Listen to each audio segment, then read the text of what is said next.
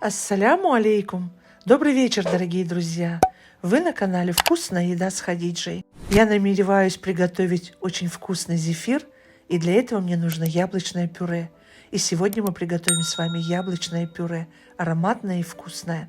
Итак, давайте начнем. Я всем желаю удачи на кухне. Я подготовила яблочки, у меня здесь 4 килограмма. Выбираю всегда зелененький сорт. Люблю очень Семеренко, Гренни Смит, Антоновка для повидла, для пюре. Люблю эти сорта, потому что в них самое большое содержание пектина. И сейчас нам нужно освободить от сердцевины, от косточек и нарезать дольками. А также подготовим сейчас противень. На абсолютно сухой противень выстилаем пергаментную бумагу. Вот таким приспособлением сейчас сердцевинку удаляем.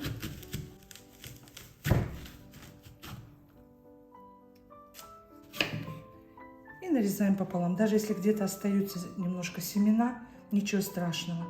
Будем выкладывать на противень вот таким образом. Можно на 4 части не делить. И еще очень важно, каждое яблочко желательно вот так проколоть, потому что когда они в духовке под высокой температурой, чтобы не брызгали и не пачкали всю духовку. Духовку сразу можно включить на 200 градусов.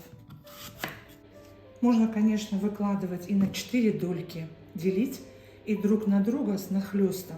Но так как я хочу готовить зефир, а мне нужно идеальное пюре яблочное, поэтому так, чтобы лучше выпаривалось яблочко, я выкладываю вот таким образом.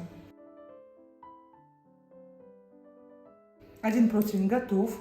И сейчас заполняем следующий. И второй противень заполняем так же, как первый. Пюре яблочное получится из любого сорта яблок. Самое главное, чтобы мякоть была не бутафорная, а настоящая, сочная. То есть это яблочки осенние, зимние, но не конец зимы, потому что уже ближе к концу зимы, конечно, яблочки не очень сочные, наливные. У нас уже духовка разогрелась, 200 градусов. Выпекать будем при 200 градусах 25-30 минут. Надо, чтобы вся влага максимально выпарилась. Отправляем в духовку. Если у вас есть режим конвекции, включайте.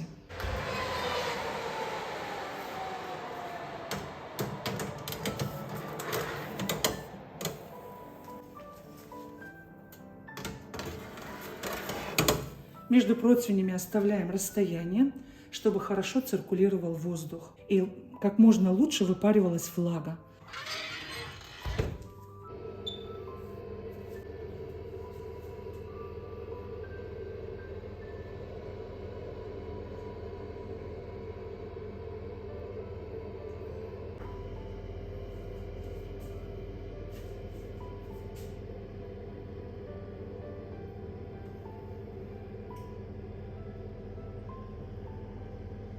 Посмотрите, яблочки наши готовы.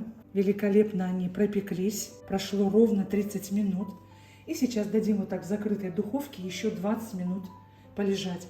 Если вся влага не выпарилась, еще придется выпаривать в отдельной сковороде. Посмотрите, как наши яблочки великолепно выпарились. Прекрасно просто. Посмотрите, как мармелад яблочко. Изумительное. И сейчас перекладываем в блендер и прокручиваем вместе с кожурой и со всем содержимым.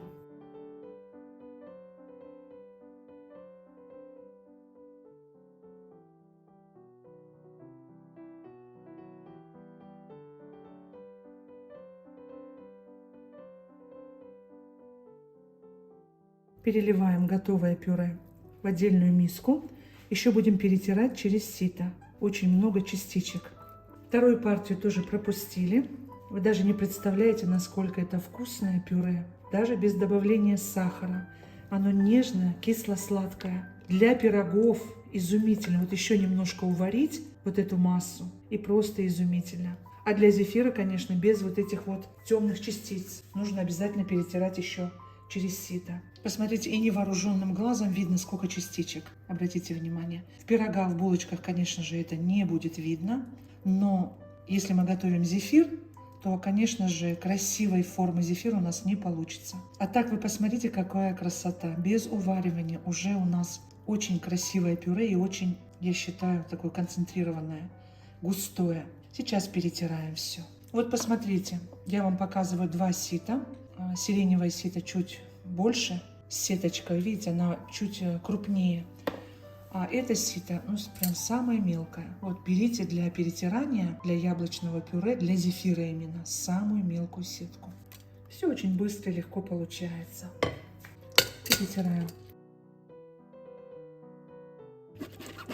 Вот так налет убираем, чтобы перетирала лучше. И буквально несколько вот таких мазков, и у нас уже все проходит. Видите, какое нежное пюре. И посмотрите, какой налет. Сколько у нас всего тут. Конечно же, это нам для зефира никак не пригодится. И посмотрите, какая красивая масса у нас получилась. Переливаем ее в емкость, абсолютно однородная. Уже посмотрите, пюре великолепно держит форму. Мы сейчас его поместим в холодильник на всю ночь. И на утро я вам покажу, какое пюре получилось у нас. Накрываем пленочкой в контакт и в холодильник на всю ночь. Всю ночь у нас пюре простояло в холодильнике. И посмотрите, какое пюре у нас великолепное. Посмотрите, как оно держит форму. Тяжелые капли стекают. Идеальное пюре. Если у вас все-таки влага сохраняется, буквально минут 7-10 еще можно уварить на сковороде. Такое пюре идеально подходит для рулетов, для бисквитов, для пирогов, для булочек. Что хотите, можно готовить. И сейчас я перекладываю в пакеты целлофановые и буду хранить в морозильной камере. Перед тем, как буду применять пюре, за 2-3 часа достаю из холодильника, и потом уже можно пользоваться, можно пробовать. Это очень ароматно и вкусно, даже просто поесть. У меня получилось 3 пакета по 500 грамм. Их я отправляю в морозильную камеру. И еще 300 грамм.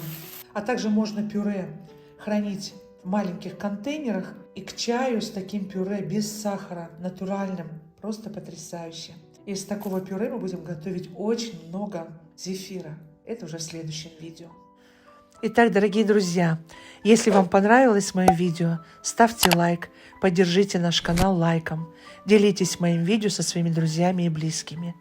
Если впервые на моем канале, не забудьте подписаться, нажимайте на колокольчик справа, чтобы не пропускать выход нового видео. Я не прощаюсь с вами, а говорю лишь до свидания, до новых встреч на канале «Вкусная еда с Хадиджей». Пока-пока, друзья!